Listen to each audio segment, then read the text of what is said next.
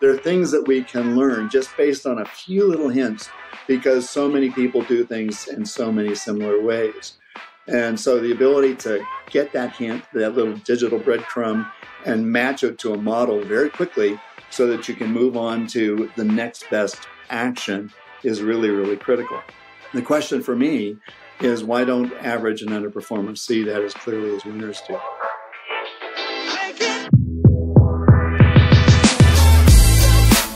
You're listening to Retail Remix, your inside access to candid conversations with the people shaping retail's future. Here's your host, Alicia Esposito. Hello, everyone, and welcome to a special live episode of the Retail Remix podcast. Hopefully you know me by now. I'm Alicia Esposito, and I have joining me two Brians. Brian Kilcourse, managing partner of RSR, and Brian McGlynn, GM of Ecommerce of Coveo. Gentlemen, thank you both so much for taking the time out. It's great to have you. Well, thank you for having me. It's great.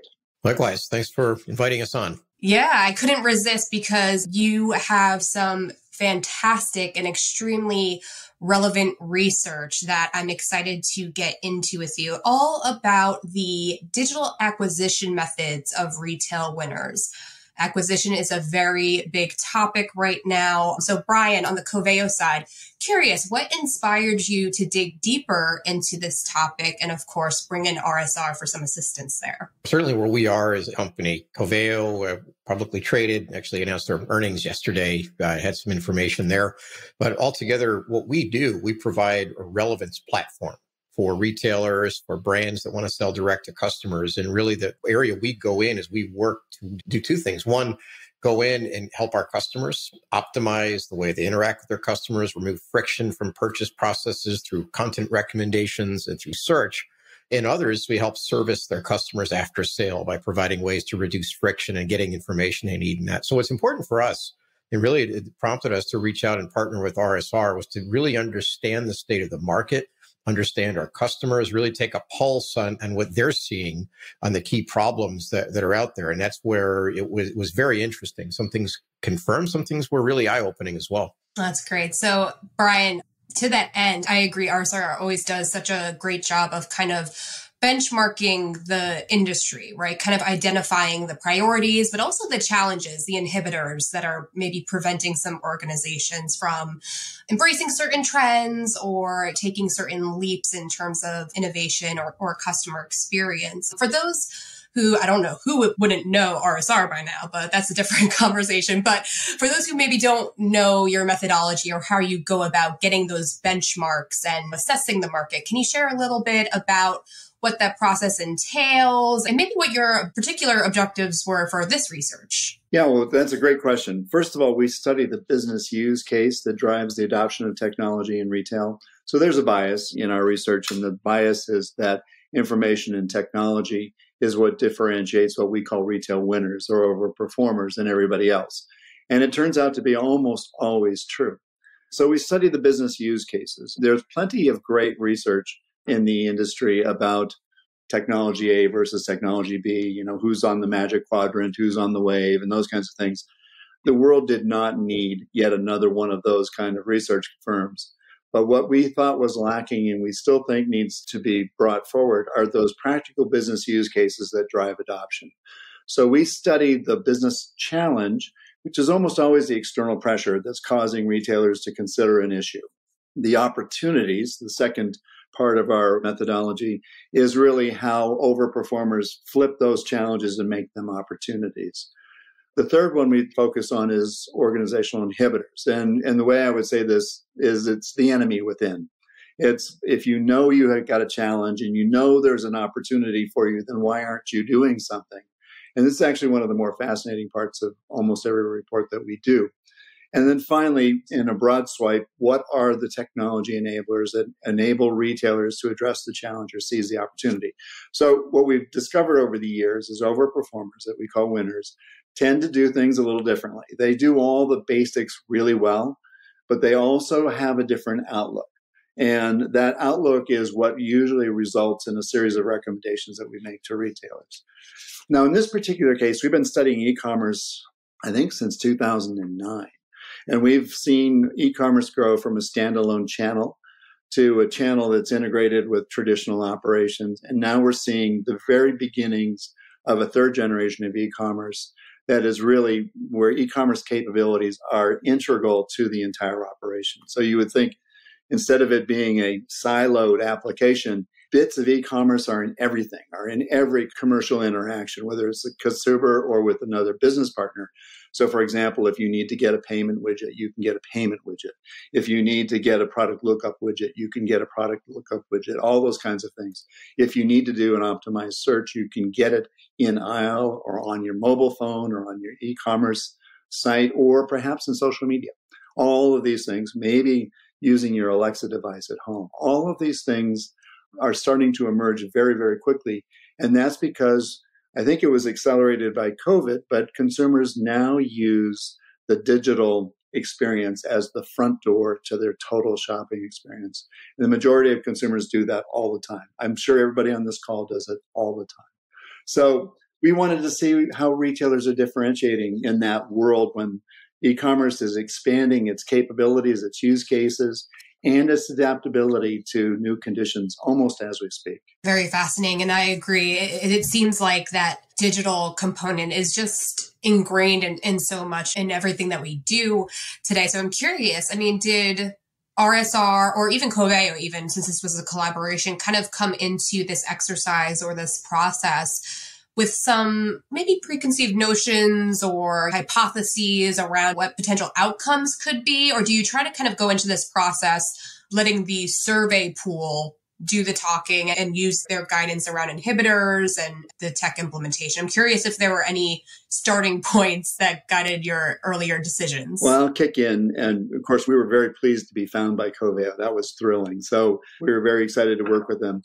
We had some early inklings that we needed to study this from a study that we do and we've done for the last 5 years on website speed tests. And it's been a fun project with another client. We enjoyed doing it. But what we discovered when we started to do 360-degree looks, asking the retailer and asking the consumer about issues, we found out that there was a disconnect. And the disconnect is that retailers, I don't think, realize or appreciate how often consumers start their shopping journey with Google. As a matter of fact, in the research, when we ask retailers about it, they think that the number one stopping place for consumers is Amazon. That, in fact, isn't true. It's Google. And so they've already lost step, if you will, an opportunity to talk to the consumer in the first person. They've already lost that chance. And so we wanted to study that a little bit more. Turns out that Coveo did too. So, Brian, I'll let you take it from there.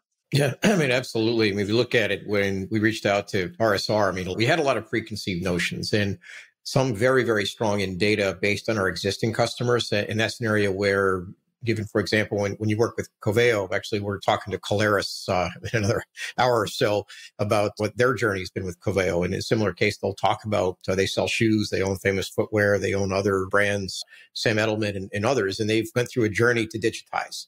And for their journey to digitize, really what Brian was talking about is their collapsing of the channel from an omni-channel to a unit channel, where the whole idea is the digital experience is the starting part where they'll go through, bring clients on board. So very fascinating digitization and modernization that's yielded very well for them. But really, the part of it is throughout the process and technology, we partner with companies like them. In our real raison d'etre is for going in and using advanced AI. We wholeheartedly believe you cannot scale without AI. And we have data all over to prove that. And that's the case. To make it work and to make AI work, we have to attach trackers. We have to attach all kinds of behavioral parts to a site because we're not depending on third-party cookies and a lot of that. We need to go in and look, how are people interacting? So with that, we gain insight. There's no question we gain insight. Some of the insights we've seen, once again, in our own view with a customer, we'll see conversion rates when there's search. We'll see conversion rates when there isn't. And the issue to correlate, we absolutely see the direction of when shoppers come in, it's a Google search. They're searching for a brand. And that's what customers are looking at over again, getting that to where it's visible and promoted. The danger, and as Brian certainly talked about in one of the moments, is one, once you search for it, it's the Wild West of who's bidding for it. You can have Kilcourse bidding for a brand. You can have Amazon bidding for a brand. You can have the manufacturer bidding at this point. And those who have the best conversion rates are the ones that are able to bid more, gain the customers. So if you show up in the organic searches or you show up in the bidding, is that heightened focus of going in and making certain that when you go in, your customer lands on the site, friction's removed, promotions are brought forward. Everything is done in lockstep within milliseconds to convert the customer. But to really your original question, and really the root of it, was this something we certainly saw the conversion rate high when people knew what they wanted and they came in. But what was really eye-opening for us was the degree. We knew it was out there, but just the degree that a substantial number, more than half, were starting their journey this way, and what the importance is around that. So I thought that was interesting. Yeah. And I definitely want to get into, I think the heart of our conversation will be that on-site branded experience, but I do want to make sure we do touch on that SEO and that search component, because I do think it is so important. There was actually some interesting commentary around retailers' investment in SEO, and they feel like despite those investments, they're maybe not getting the returns that they hope for, that was expected. I'm curious why this is the case. Is it because it is becoming so competitive? And if so, are there any ways that retailers can kind of close that gap and kind of get maximum return on that SEO side? Well, it's a great question. First of all, I think we need to dispel any notion that people are not going to start with Google. I think that the horse is out of the barn when it comes to that. And based on these two studies, we know that something around 60% or more consumers start their journey there. The question is what happens immediately after that. And consumers are leaving lots of clues in various speeches I've given over time. We call those the digital breadcrumbs, like Hansel and Gretel. And they tell us an awful lot about what they're looking for and why they're looking for it.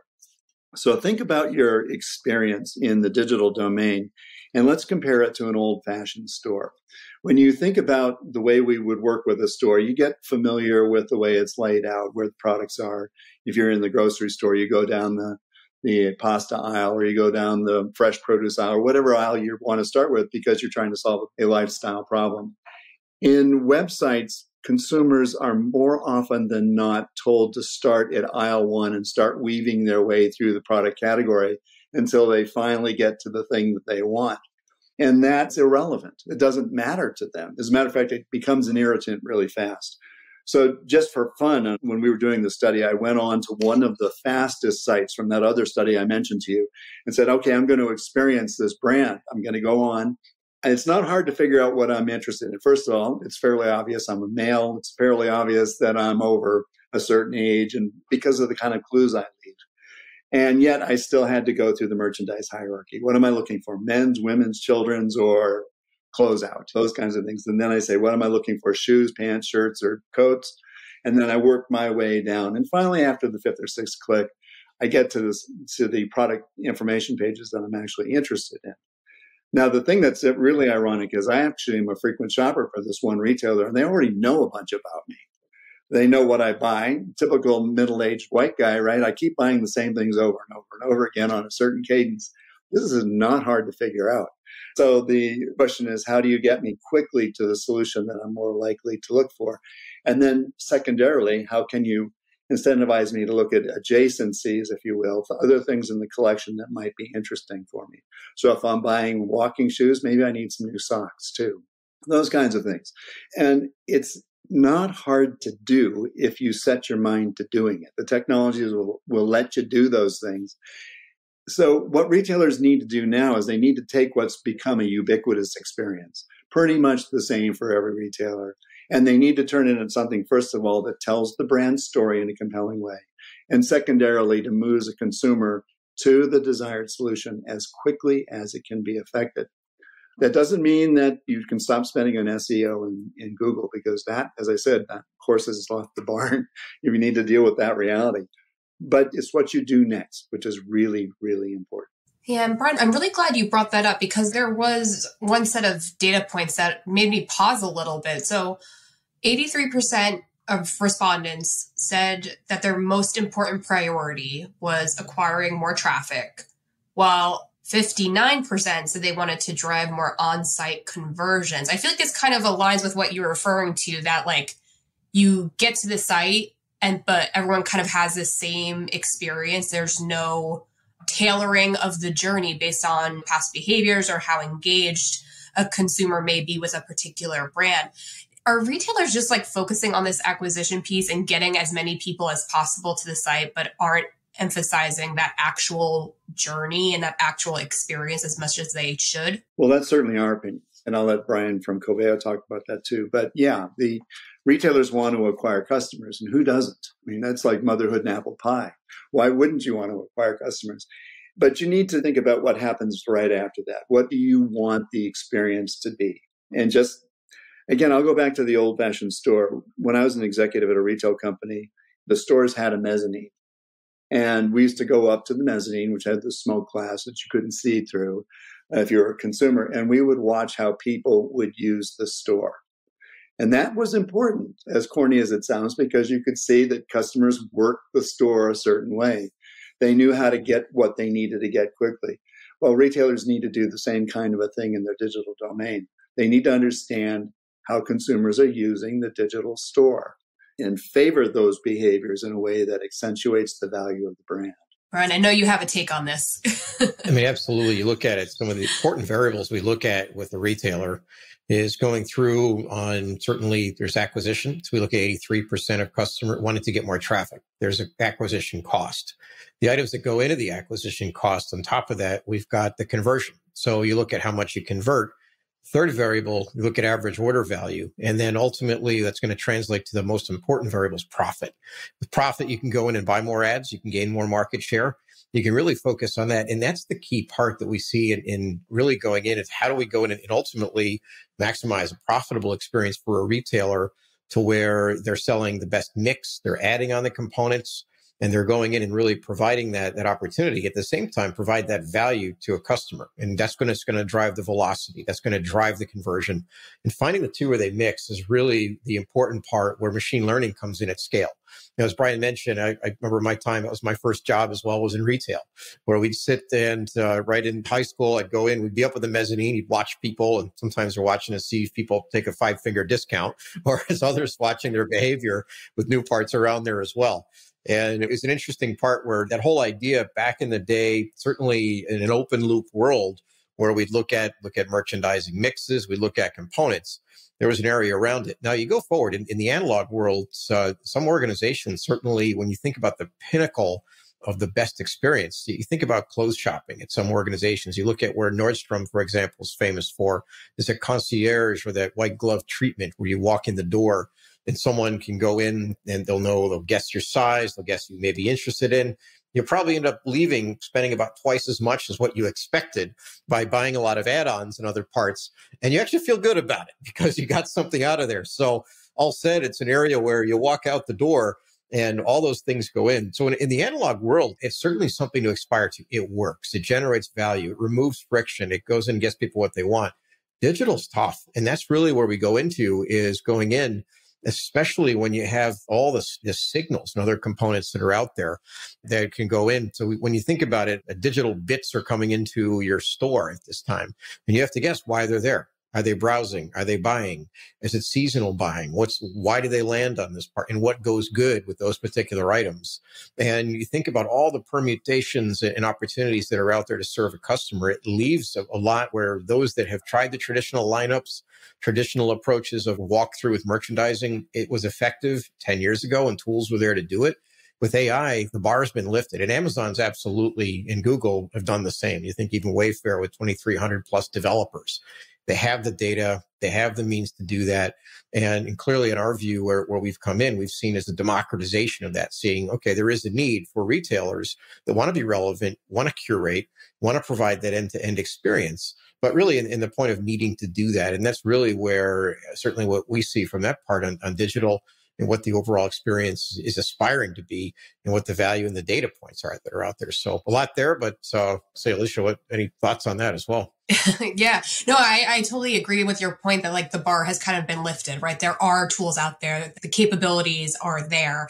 I think it's just a matter of retailers and brands determining what that journey looks like for their customers and determining how to best tailor that experience. And I will get into the inhibitors in a second, but I don't want to be too negative. So let's start with the opportunities first. I know a lot of the respondents to the research said personalized offers and promotions, personalized product recommendations, pretty much the same things that we've been covering and talking about probably for a few years now. So I guess the question is, any overlooked opportunities, any new ways or new approaches to using that data, using all of those signals, Brian, which I think signals are a great word, that the leaders may be using, but maybe everyone else possibly isn't, and there's a gap to close there? Well, it's interesting. I mean, we have been talking about these things for a long time, but there's still a big gap between how winners see them and how everybody else sees them.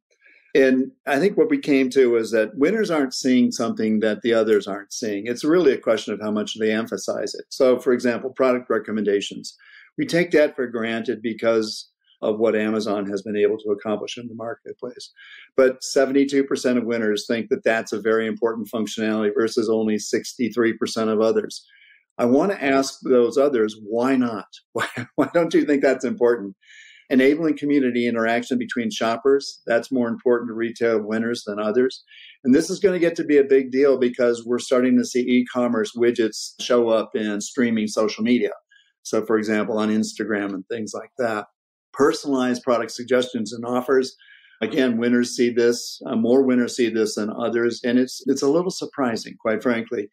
To Brian's point about using AI, one of the things that's a little bit helpful about us humans is that we are fairly predictable creatures.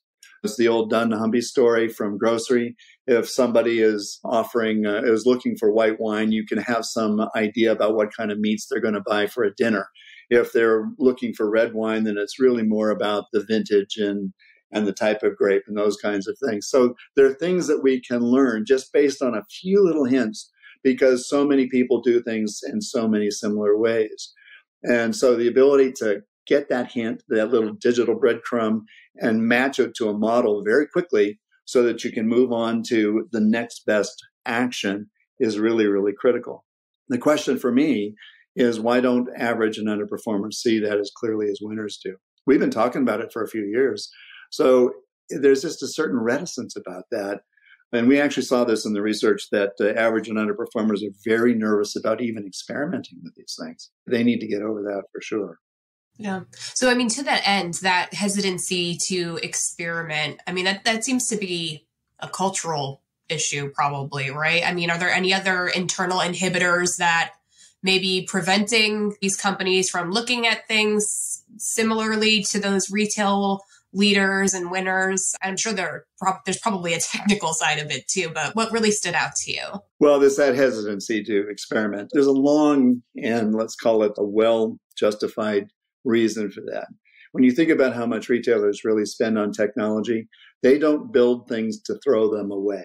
Like a technology company might have, they might have several different projects looking for the most effective way to move forward with their product design, and they'll abandon bad ideas. Retailers tend not to abandon ideas very willingly. So they'll spend an awful lot of time trying to come up with a good idea so that the bad idea never is even led into the process. And then they will spend very conservatively to get that thing into production. That's an old habit, and it's bound to the fact that retailers just don't spend very much as a percent of sales on their technology. They just don't, and they never have. Now, should they? Well, I'm a recovering CIO, so yeah, of course. But winners don't have that same kind of reticence. We used to joke that one of the things you'd never find on a retail P&L is R&D. You'd never find a number like that. But some of the big successful companies do, in fact, spend an awful lot on R&D. And they believe in experimentation. And then part of experimentation is understanding that some ideas are just bad and you're going to have to throw them away. And that's good. It's a good thing you found that out. What retailers can do now with some of the companies that are using advanced technologies to make e-commerce an interesting and differentiating experience is you can take advantage of the fact they have whole teams of people who think of these things all day long. That's their job. So Brian of Coveo talked about the AI data scientists they have on board. Well, they have a lot more AI scientists than any retailer or any normal retailer will ever have. So why not take advantage of that? Ask them how to innovate with some of these new capabilities. And you will find that they're very happy to tell you that. They'll talk to you about it. What a nice transition, Brian, to that end. I'm sure you've had your fair share of conversations with retail teams, have walked through tests, implementations. I mean, how do you kind of navigate any of that hesitancy, or I guess some of that innate fear of change or fear to throw things away, as Brian so eloquently stated? We live and breathe this every day. And that's really the interesting part. As a software SaaS company, we provide solutions and technology. We have a large sales force ourselves in marketing to look for retailers, among others, to come in and really improve their digital conversion, improve their digital experience. And part of that is really that the process and the drivers to go in at this part. We see some that are early adopters that have really gone in and tried a more bespoke approach, and others that have got in and really improving. And there is a case, certainly we look at it. We don't push rope. There are retailers that we talk to that are not interested in looking at technology or adopting it late. And realistically, a lot of them don't exist now. And that's just the firm reality, is that the market is changing. The market is telling what's needed. Amazon, the toothpaste is out of the tube. The horse is out of the gate. It's not going back. And this is the way people have been trained, is that we are going to buy a certain way and expect it. So it's actually part of our business. We work to educate customers. We work, and really we educate our own sales team in looking as for leaders in the industry. So we look at industry. In many cases, it may be a third generation family where the third generation is taking over and saying, look, it's not about retail where e-commerce was a 13% non-profitable revenue generator with maybe a tiny percentage of the P&L. It's like, no, we're going to collapse the channels. So I look at it, we're big in the DIY space. And certainly one of the DIY providers, their view is, look, this digital experience, it's not about buying a bunch of 2x4s to have shipped to my house just for fun. I'm going to walk through the store and I'm going to use this device to go and find what I need, because it's going to remove friction from the physical. Or I can sit at home, look for items, find the inventory. Now I've got a pick list of what I need to get to. So it really comes into where it's gotten ingrained in being used and thought about. And that's really the point where when we look at it, I mean, our view, we're a SaaS company. We provide AI. We've developed technology and developed algorithms to really understand behavior and use that to maximize what our customers can do with it. And part of it is finding the right retail partners. Is there strong executive leadership that is saying, look, we are under siege. We need to be relevant. We know what we do good. We get boxes, we fill shelves, we create a curated experience by finding the best suppliers and bringing that in. And then finding the bay, at this point, it wouldn't be a retailer. It's just like them trying to build everything themselves and build their own product to sell. Some do that successfully. Others will curate. And that's really where we look at it, is by coming in. And that's really the whole focus of our company, is democratizing that, saying, okay, if it's Macy's, an organization that size, or a Home Depot, or some of the behemoths and Walmart and others will have the wherewithal to go in and hire 500 data scientists and developers. And that's really the kind of army you need to build the kind of sophistication to compete with the giants. And realistically, if you're a regional hardware store, if you're a regional grocer or a regional organization, you have to partner. And it really comes into someone who can go in and build a platform and leverage on that. But the other part, kind of back to your original question, what Brian talked about, is vision. And really what was eye-opening in their study was it was about 93%, from what I remember, of executives in retail said they were going to adopt AI in 18 months. My question is, okay, is it going to hire somebody who has an AI description on their resume? Or are they going to embrace AI in a democratized manner to bring the best of AI? And that's going to be real interesting to look at as to what that is. Let me comment on that for just a moment. We call those Southwest Airlines magazine data points. And you can almost follow the buzz. Somebody on an airplane flight read in a magazine that AI is the next hot thing. And for years, you just had your earnings call yesterday, Brian, so you know what it's like to deal with New York. But for years, the thing that you needed to put into your earnings statement somehow was the word optimization, because it would cause all the lights to go off. AI is one of those things now. It causes all the lights to go off. And that's good energy. It has to be made pragmatic, and it has to be democratized, because as you say, your average, $250 million fashion retailer is not going to be able to afford an army of AI data scientists. Just not possible. But another point that you made I want to kind of emphasize is you talked a little bit about the fact that this is really, I don't think you use these words, I'll put these words in your mouth. This is being consumer-led. This whole adoption curve is being driven by the consumer. It's not being driven by retailers or tech firms. The consumers are adopting new technologies because they want their life to be better. The perfect example is an old one. It's the iPhone. When the iPhone came out, remember when it came out? Right at the height of the recession. We were all getting slammed by the recession. And out comes this really cool device. But it wasn't just a phone. It was a gateway to a platform to a better way of living.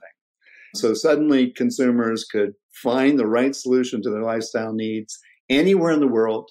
They could look at videos as to how to use it once you got it. They could do all these kinds of things. So in the same vein, consumers are telling us what they want e-commerce to be like.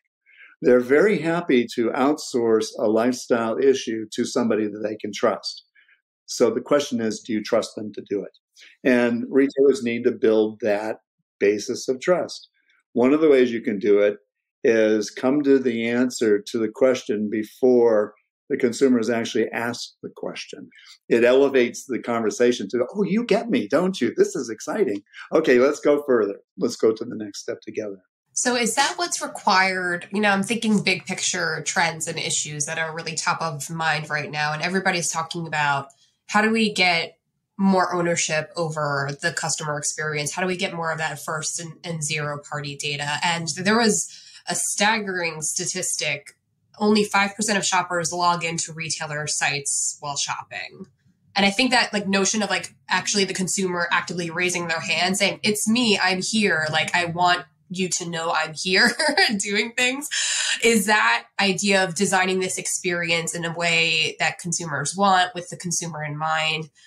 Is that what's required to get that hand raised? It feels like a chicken or the egg type thing, but I feel like as more retailers and brands prioritize this, I feel like we need to kind of pinpoint the issues and figure out how can they best get that trust and get that buy-in. I'll leave that to both of you who wants to tackle that first, because I have a feeling there are some layers there. There's a lot. Let me start out with Frank and talk about the technology. You don't have to identify yourself as an individual in order to start getting personalized value. And Brian can talk a lot about that. We've had these great conversations about it. But from the consumer perspective, you have to give them a reason to identify themselves, other than I need name from a debit or a credit card. So there has to be a reason. And consumers have gotten very suspicious of having their data snitched on them and misused. I just had this experience just yesterday, and it's so irritating. I was looking for something that I know that I have never looked for before. You're going to laugh. It's a push-through nylon rivet. Okay, how often does a guy like me look for a push-through nylon rivet to fix a metal panel on a heater?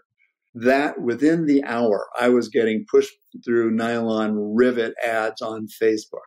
I don't like that. I really don't like that. And I'm pretty sure most people don't like it. So you have to give them a reason to identify themselves to you. And the first thing you need to impress upon them is that you're trustworthy. And the second thing is you have to help them get to a relevant answer to their lifestyle need really quickly. So, Brian, you mentioned hardware stores. People don't go into hardware stores to buy hammers and screwdrivers. They go into hardware stores because they want to build a deck or fix a door or install a new sink. They have a problem and they would love to outsource that problem to you. I used to love going into the local Ace Hardware because I used to call it the cult of the three-fingered carpenter. I'd be buying a light switch for $1.50, very low cost. And some guy, an ex-tradesperson, would spend 20 minutes and try to explain to me how not to electrocute myself. And for $1.50, I really valued that. So the question is, how can you do that in the digital domain? And that's over to you, Brian. I think that's a lead for you to talk about it. Yeah, absolutely. You look at it, and with Facebook certainly under scrutiny in the EU and others around just data sharing, it's a case where data privacy is certainly at a heightened area. GDPR regulations, California regulations. We have all kinds of other regulations that are out there. So that's one vector of it, is people are getting more cautious with their data. The other part, and actually, Brian, you talked about it the last time, your comment about a $250 million a year retailer and going into is data. So data, the giants dealing with data, for them was easy. For them, they get billions and billions. I shouldn't say easy. Is part they're able to do is they have billions of data points and transactions. Amazon gets logins and they get the cookie, then they continue going through. So they're a competitive advantage in that part. So the problem you come into is like, okay, one, how do you create machine learning models that don't need that massive amount of data? Two, how do you customize an experience when somebody hasn't logged in. So it's an area we came up with. We call it product to vector. And product to vector is really, I shouldn't say we call it that. That's really the technology we've applied, taking product and putting embeddings around that in a multidimensional model. And the whole idea is what it means. We can predict with very high certainty buyers versus browsers, what products are related based on a person's experience. Is someone is shopping for shoes because they're a runner, or is someone shopping for shoes because they want something to wear to go outside? Is someone buying carrots because they're a vegetarian? Is someone buying carrots because they're cooking turkey and they want to have carrots with that? Or is price consciousness? Or is someone taking the subway because they believe in public transit? Or is it a case that they don't have a car? There's clues along the way. And as you bounce through that particular space, you're in a position where you can personalize and really understand the user. And that's part of where the technology we've developed and really democratizing AI and providing all the profit boosting that we do for our customers is really going in there in that analog part. All those clues are there in the analog world. Someone walks in, and in this case, the three-fingered carpenter cult, as it was, Brian mentioned, where someone can go in and talk and give you a view about here's what things were, and here's how to use particular items. So the whole part that we come back to is tech. This is where we've looked at technology to advance and say, how do we get this out there? And once again, some retailers really get it. There are some retailers that really get it. And that's where we like to partner in and say, all right, let's take their data and use this to drive the experience. But really with those constraints, people holding onto their data, and then taking a technology approach where there's not a lot of data on a smaller retailer that still needs the same exact amount of firepower that Amazon has, but to do it in their own way. Oh, that's excellent. So, gentlemen, we're at the top of our time together, and I feel like we can go for hours and hours and hours. There are so many interesting takeaways from this research. But if you were to distill maybe one key finding or one key takeaway that you would want to make sure that our viewers right now take with them, possibly bring back to their team or apply to their business, I mean, what would it be? And again, this could be a data point, it could be a takeaway, just some sort of call to action, I guess, to round out our conversation. Brian, on the RSR side, how about you? Yeah, it's actually our top recommendation in the report, and it doesn't involve technology at all, believe it or not. It's retailers need to ask themselves, what do they want the brand experience to be? What are the differentiating qualities? And here's the clue. Don't lie to yourself. You have to be honest. Why do people come to your brand? What is the thing, the diamond that they're after when they come and visit you? And build the experience around those things that customers actually give you credit for. And that's where I would start. And surprisingly, retailers kind of know that intuitively, but they don't ask themselves the question. It seems kind of dumb, right? What do we really mean to the consumers? You need to answer that question. That's where I'd start. Very important. Brian, how about you? Yeah, look at it. This is an area, Brian's absolutely bang on with that, where understanding your brand, where do you stand? How do you differentiate? You've got to have your core business.